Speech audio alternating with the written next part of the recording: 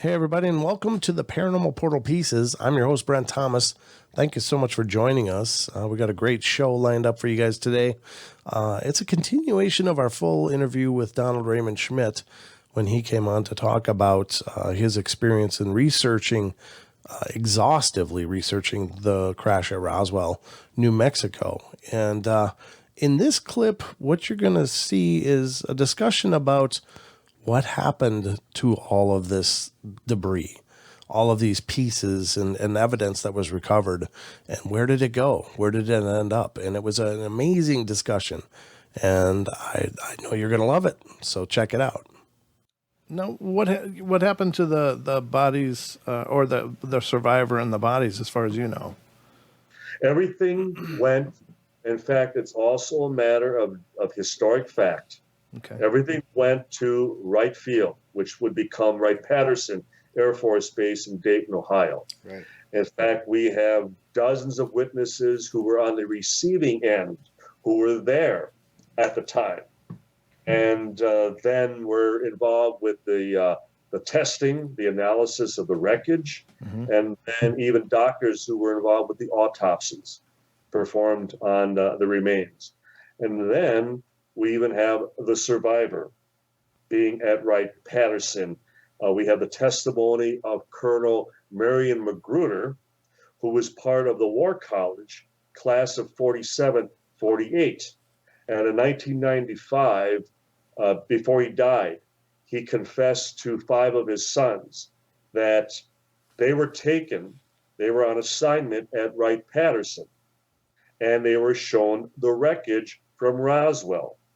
And then they were taken to another room, and there they saw the survivor. We documented the fact that Magruder was assigned at Wright-Patterson in April of 1948. So immediately after the incident, within a year. So that's, again, part of the chain of events, the chronology, even beyond the summer of 1947, that we are able to still plug in specific experiences involving keynote witnesses who describe very crucial elements of the entire case. So the balloon story swept this all away. You know, the press release goes out at noon Central Standard Time on Tuesday, July 8th. Ladies and gentlemen, we captured a flying saucer. Yeah. 5 hours later, it's all explained away as just a weather balloon with a radar reflector kite. End of story as far as the press and the public are concerned. But the recovery operation is still in high gear. The retrieval at the crash site, the retrieval of the craft and the bodies, and then all the special flights transporting all the physical evidence out of Roswell, all ensues, within days after that weather balloon story. So all the activity just doesn't come to an abrupt end because it's nothing more than a balloon. In fact, most of the recovery operation is still yet to take place when the people and the press have washed their hands of it, and there's nothing more to see here, nothing to see here. And I would bet that that's probably when a lot of their real serious efforts went into play, so that nobody was watching anymore. So precisely, yeah. Precisely, you could not be as far as more accurate. In other words, it was the old shell game. While you're all looking over here, now we can focus on the issues at hand. Yeah, what an amazing magic trick, really. I mean, it's totally sleight of hand. I don't think your mic is working. Sorry about that. We have technical difficulties in the studio once in a while.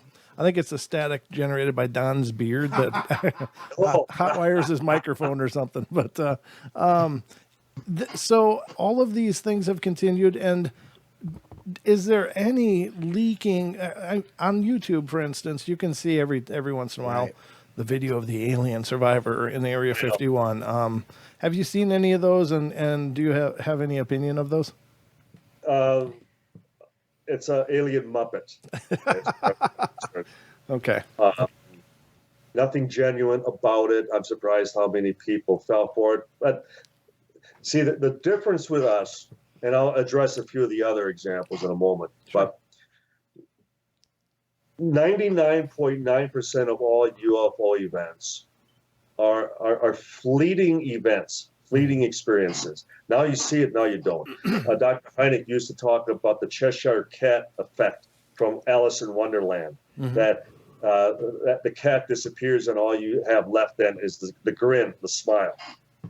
And so with almost every other UFO experience, all you have left is the impression, the image in your mind. And in some rare cases, you have photographs, some video.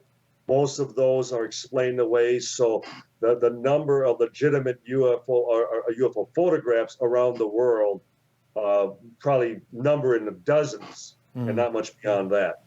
So nonetheless, it's all, again, reliant on eyewitness testimony. You have some good, solid radar cases. Sure. Have multiple witness cases.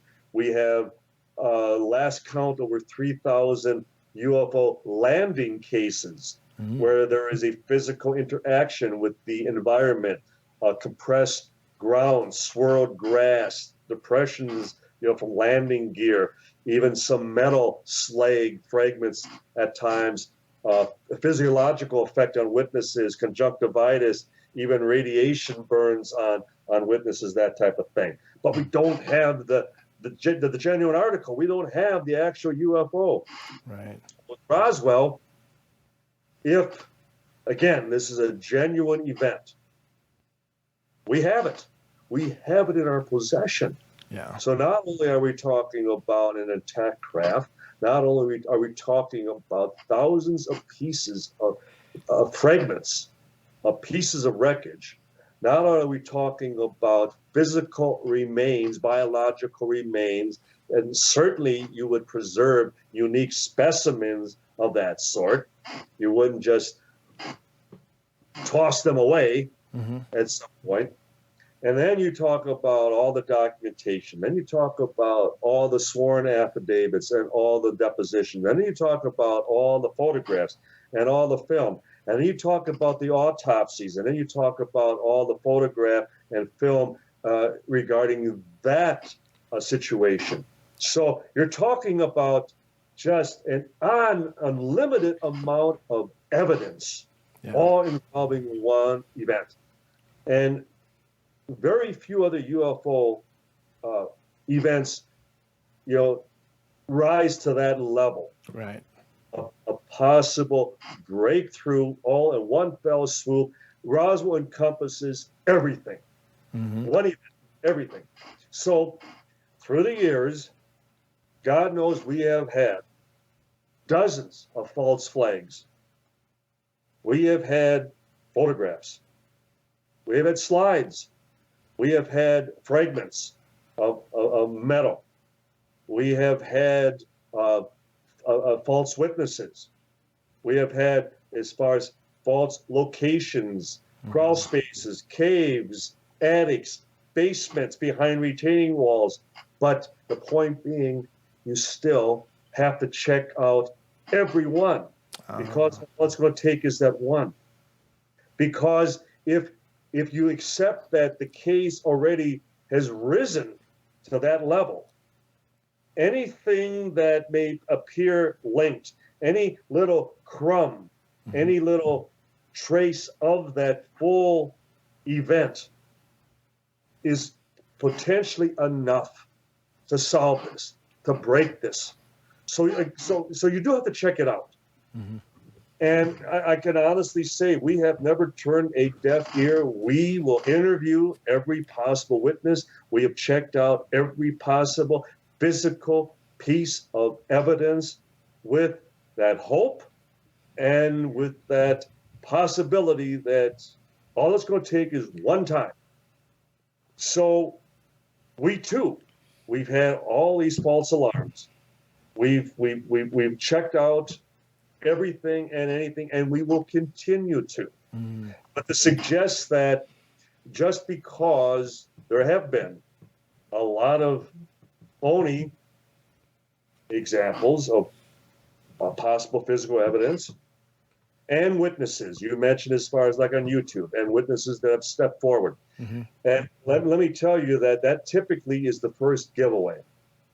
When they come forward, when they're seeking publicity, notoriety, hey, you forgot about me.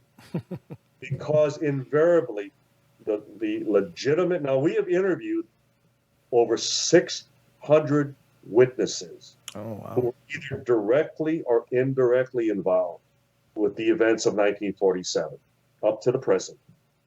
And as a result, these are all people that we had to track down, or we received leads from other witnesses who would suggest, well, you need to talk to so-and-so, or I recall so-and-so who was in the hangar, or so-and-so who was on the flight, that type of thing. And then you still need to track them down, and nonetheless, invariably, they've been reluctant. Their typical reaction is, how did you find me? I have nothing to say. I wasn't there. I wasn't involved. You have the wrong person. Wow. And then you have to slowly gain their confidence.